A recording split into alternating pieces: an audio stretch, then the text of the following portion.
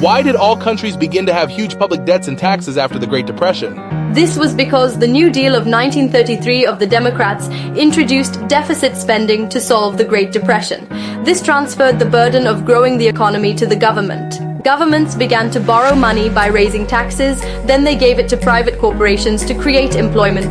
This increased corporate profits, but increased the cost of living for all, as socialism for the rich. This was later formalized by John Maynard Keynes in 1936.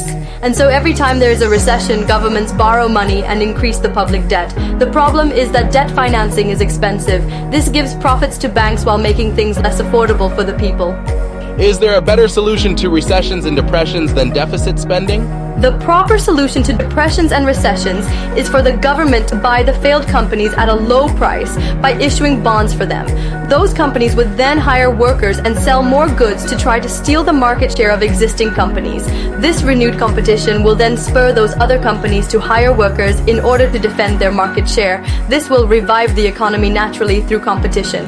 After the economy is restarted, the government sells its equity in the companies that it bought. This does not raise taxes and could even produce a profit for the public. This was actually done after the 2008 financial crisis through TARP, or the Troubled Assets Relief Program. But the problem with TARP was that the assets were overvalued at speculative prices. The financial crisis was supposed to correct the financial industry by reducing its share of the GDP, but TARP merely kept them huge. What's wrong with the financial industry being huge?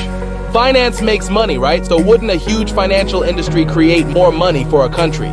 Finance just moves money around. That money represents the actual goods and services produced by an economy.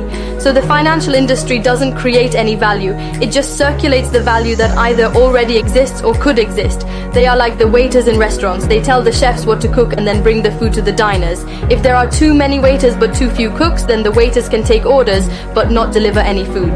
This is like a financial crash. Conversely, if there are too few waiters but too many cooks, then the food will take a long time to deliver. This is like slow economic growth. An economy needs a balance between finance and industry, just as a restaurant needs a balance between waiters and cooks.